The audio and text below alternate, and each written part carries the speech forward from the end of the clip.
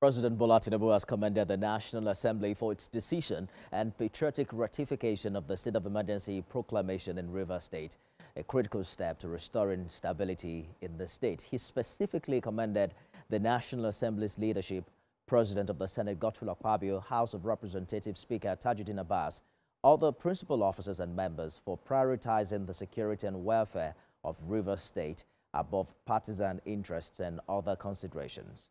Earlier today, the special advisor to the president on media and public communications, Sunday Dari, was on TVC News and has spoken what the sole administrator is expected to do in Rivers.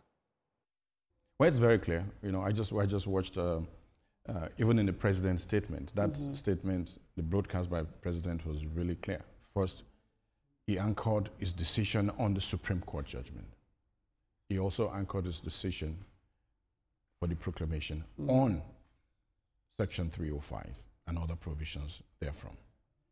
And we've had condition precedent. We've had declarations of state of emergencies before, under President Olusegun Obasanjo, former, under President Jonathan, former. And we've seen what happened. And once you're a sole administrator, you know, there are clear lines.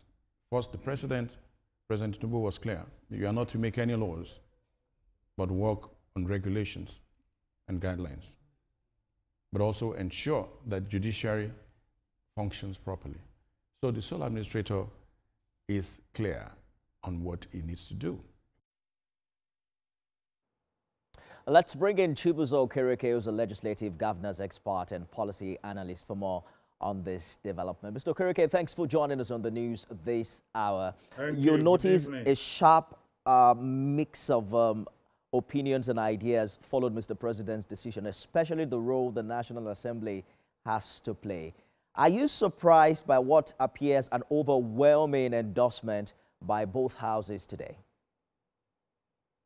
Well, let me say first, I wasn't surprised, and I wasn't surprised for a number of factors.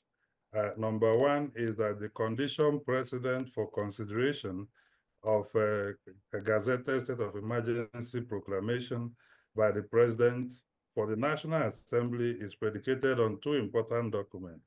One is the gazetted document, and then a compendium of the background issue that led to whatever state of emergency, you know, that have been declared.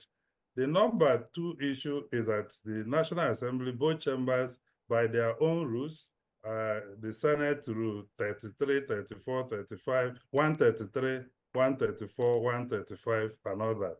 Then the House of Representatives, Order 16, Rule 1, 2, 3, and what have you. Those rules prescribe that they should resolve to committee of the whole because of the delicate nature of the issue of state of emergency.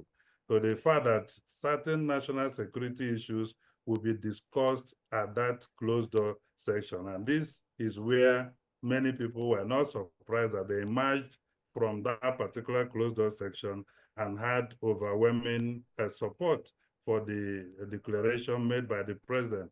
But for people like us who are in the legislative governance space, we are worried about procedure.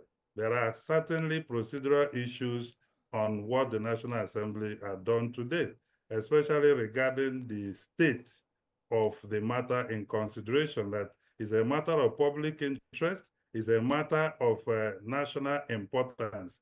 And if you look at the House of Representatives voting provisions for rules, Rule 11.6 prescribes that for a matter of public interest, that the voting shall be by division, because it's difficult for you to gauge a voice vote, although under Order 11 Rule 2, the voting method are voice vote, voting by register when there is a division, and electronic voting.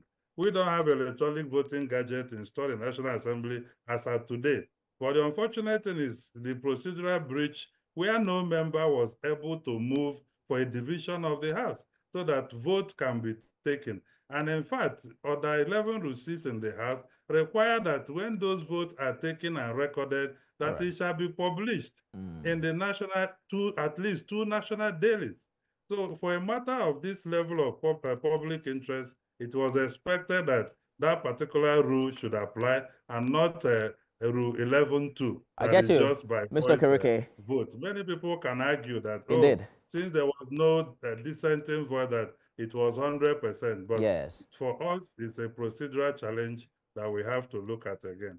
I get your point clearly, but interestingly, there was no voice confirmation for nays when that decision was put to voice vote. But I wanted to speak specifically to what we understand to be the law now as regards who oversees the regulations made by the sole administrator. In Mr. President's broadcast, he made reference to the role of the Federal Executive Council, but it seems the National Assembly has a different idea, talking about both committees from both houses doing or being responsible for that role?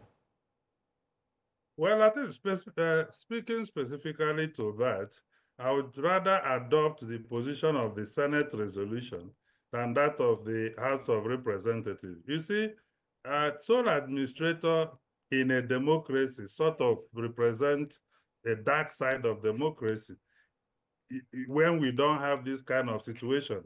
The National Assembly may have even failed the people of Rivers since last year when they refused to invoke Section 11.4 of the Constitution, when it became obvious that the House of Assembly of Rivers State could no longer meet. We had multiple speakers. The State Assembly House was demolished. There were a lot of litigation. They could have invoked Section 11.4. As at this moment, invoking Section 11.4 to begin to make law for a sole administrator, I don't think the Constitution envisaged a situation where elected representatives will cohabit with a sole administrator. And that is why I prefer the resolution in the Senate to the fact that a joint committee I will be able to do that. So and remember that regulations are actually made pursuant to existing laws. So there are people who argue that why would the president authorize the sole administrator to make regulations are made to amplify existing law, to give effect to existing law. So if the sole administrator transmits it to the president transmits them to the joint committee of the House and Senate, who will look at it, do committee of supply to approve appropriations and approve those regulations. In fact, both houses of the National Assembly have sufficient provision in their rule for what we call an even standing committees for delegated legislation, Mr. Keroke, which is what regulation falls yes, within a subsidiary law. We have to go now, but quickly, if you can hear me, which of these recommendations do you consider given as law? Which of them is the administrator bound by as we speak?